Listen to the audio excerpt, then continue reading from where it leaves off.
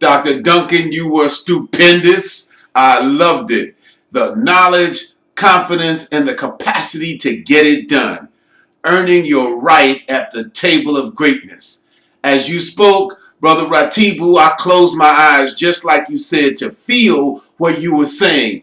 And I recognized when you said, what is missing? I said a collective vision that is so simple that a 7-year-old can say it, that we in fact embrace as a community.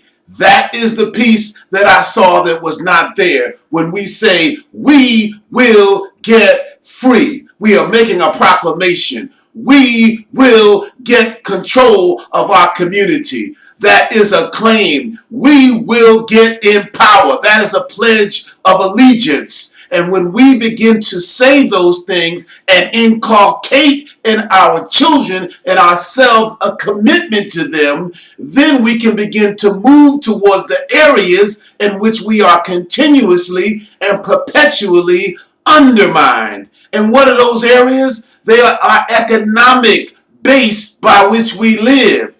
Having a perpetual job, the acronym for job means just over broke. When they consume 40 hours of your day and 25 more hours of your emotions and mind because you despise what you have to do in order to live, and then you need to sleep, you are in fact on lockdown because you can't breathe, you can't control, you can't ask, you can't evaluate, you can't expand, you can't develop because you are preoccupied with being employed or self-employed, and you have not, as a community, not as a group, developed income streams that don't demand your presence. Education. When we give our children, as Dr. Duncan has just illustrated so beautifully, when we give our children to the person who has enslaved us and emotionally, psychologically, and religiously locked us down to be educated, it's no wonder that they're killing each other. Look at who we gave to educate them. When we begin to allow our children to be consumed by an educational media and an educational environment that intravenously feeds them poison, emotional poison, perceptual poison, cultural poison, psychological poison, then when we get them back, they become something that twerks day and night, not knowing the damage to themselves, their perception of themselves, and their lifestyle that they are undermining.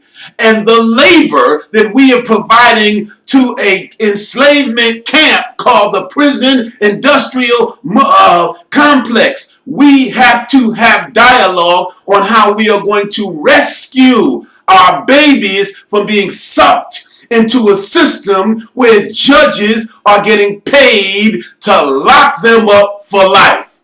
We got to change it. We got to get a vision. We've got to determine how we're going out of it so we can go after the projects that begin to undermine it. But we must go like a Navy SEAL, very organized, very consistent, very concise, and very strategic to extract our minds, our people, our ability, and to resuscitate our community. Over to you, Kevin.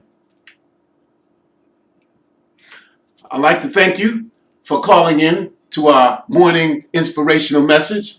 It is our hopes that you will revisit what you have heard, revisit what's in your mind, revisit the thoughts and perceptions that have shaped your reality, because we need a new reality. And if we are going to have change take place, if change is to be imminent, then a new approach, a new appraisal will have to be in tune. And that new appraisal and new approach must be connected to the reality of the conditions that we are in after having been thoroughly brainwashed by our experience in America.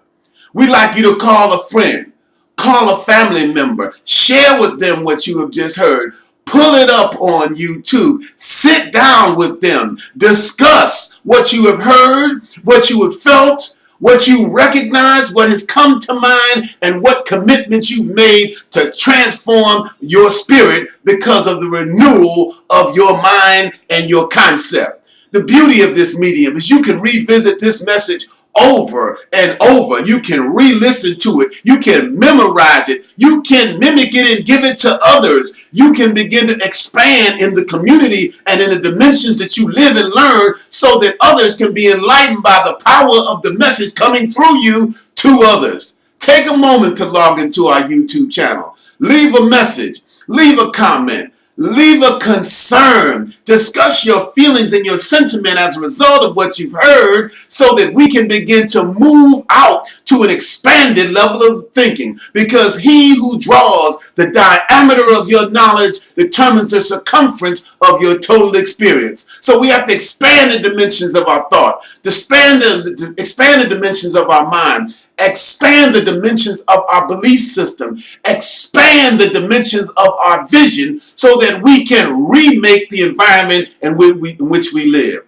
We look forward to bringing you this message of optimism, this message of positive expectations that says we can do, we can be, we can become, we can transform, we can uplift, we can reconnect. We can sew the severed arteries and veins that have disconnected us from each other. We shall overcome. Overcome what? Our weakness, our envy, our jealousy, our strife, one against another. We shall overcome what? Our pompous proudness that makes many of us who have money and opportunity want to be the master of the masses rather than a servant of the masses.